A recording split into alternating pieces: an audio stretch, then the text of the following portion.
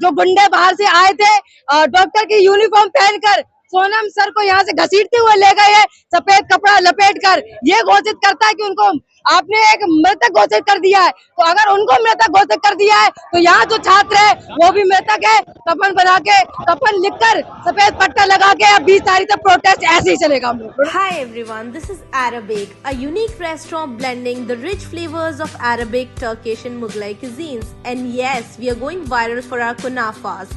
Soft, creamy, crispy and the best you'll find in Delhi. But that's not all. We also offer premium wedding catering, bringing royal Middle Eastern hospitality to your big day. From grand buffets to live kunafa stations, we create luxurious, unforgettable experiences that your guests will rave about.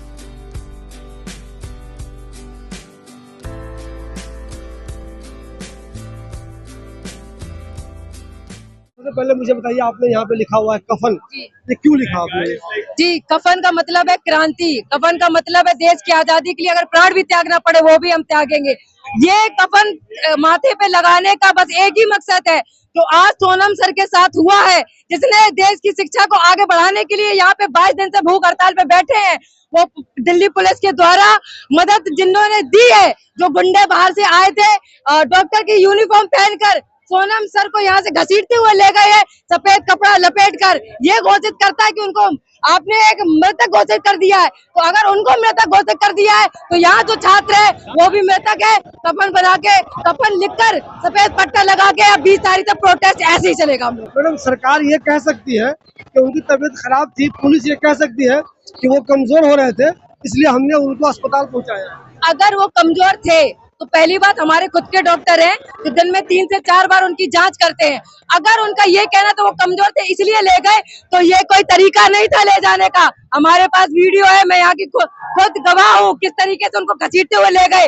कोई भी अगर व्यक्ति patient है तो आप उसको collar पकड़कर घसीटते हुए लेकर जाएंगे? नहीं, आप आएंगे, मैनेजमेंट से बात करेंगे। हमारे पास ये आया लेटर है, इसको पढ़ लीजिए। और सोनम सर की तबीयत खराब है इसलिए हम उनको हॉस्पिटल ले जाने वाले हैं।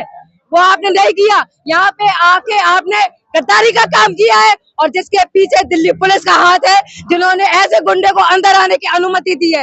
ये जो कार हुआ है सुबह 7 बजे का कार हुआ है, जब हम सब सो के जगे तो बाथरूम में ब्रश कर रहे थे। जैसे ही पता चला कि वहाँ पे सफेद पर्दा लगाया गया है, सारे वॉलंटियर, सारे युवा दौड़ के गए। तो वहाँ पर जो लोग डॉक्टर की यूनिफॉर्म में आए थे, 90 किलो के आदमी होंगे, 6 फुट आदमी होंगे, उन्हें वॉलंटियर पर हाथ उठाने का काम किया है।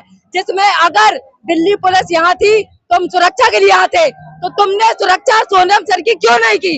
तुम लोगों ने उनके हाँ में हामी भर के सोनम सर को जब घसीटते हुए ले गए तो दिल्ली पुलिस कहाँ थी?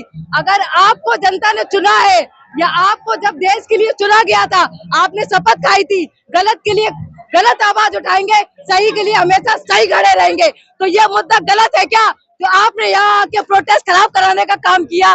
जो आपकी मदद की बदौलत सोनम सर को घसीटते हुए गुंडे यहाँ से ले गए, इसलिए आपने कसम खाई थी, इसलिए आपने वर्दी पहनी है। आपको क्या लगता है, सोनम सर को सेहत के बहाने ले जाने, जो इलाज के बहाने जो वो ले गए, तो आपको क्या लगता है आंदोलन को कमजोर करने की साजिश हो रही है? कमजोर करने की पूरी साजिश थी। उसके बाद दिल्ली पुलिस ने हूटर में बोला था कि जितने लोग हैं जंतर मंतर खाली कर दे, वरना सालों का कैरियर खा लेंगे। ये यहाँ पुलिस की आवाज थी जब हम सब उनको बचाने के लिए गए थे। तो अगर प्रोटेस्ट कमजोर होना होता तो पता नहीं कब का हो चुका होता, 2 दिन में सब चले जाते। मुझे मैडम एक बताइए, यहाँ 20 तारीख को प्रोटेस्ट की परमिशन थी, 5 बजे वो खत्म हो गया टाइम। उसके बाद से दिल्ली पुलिस रोजाना ये ऐलान करती है अब जो आपका आंदोलन है वो अवैध है। टाइम जो हमने आपको 1 दिन का दिया था वो खत्म हो गया, तो बजाबता बजाय इसके कि परमिशन दोबारा ले लिया जाए। जबरदस्ती अगर बैठे हुए तो कुछ लोग कह सकते हैं परमिशन तो है नहीं, बैठे परमिशन दोबारा ली होगी, वरना पुलिस के पास वो पावर है, अगर चाहेगी आपको ऐसे उठाएगी और फेंक देगी।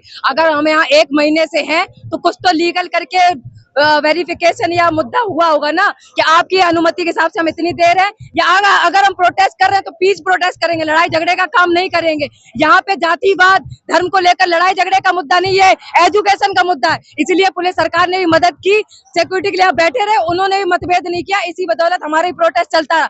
लेकिन शिकायत दिल्ली पुलिस से यही है। जब असल में जरूरत थी यहाँ पर, तो आप लोगों ने उनका साथ दिया, जो सोनम वांगचुक जैसे साइंटिस्ट को घसीटते हुए यहाँ से लेकर गए हैं। अरे सर, अगर इस दिन के लिए आपने वर्दी पहनी थी या कसम खाई थी, तो आप फिर झूठे निकले हैं सर। अब मुझे बताइए, नीट का एग्जाम तो पुलिस के बच्चे भी देते होंगे, जी। बीजेपी वालों के बच्चे भी देते होंगे, उनको ये एहसास क्यों नहीं हो रहा है कि कुछ ना कुछ तो गलत हुआ है देश में? पुलिस के बच्चे नीट का एग्जाम दे रहे हैं, वो मान सकते हैं। बीजेपी का बच्चा नीट का एग्जाम देने नहीं जाता है, करोड़ों रुपए देकर वो पेपर खरीदने का काम करती है।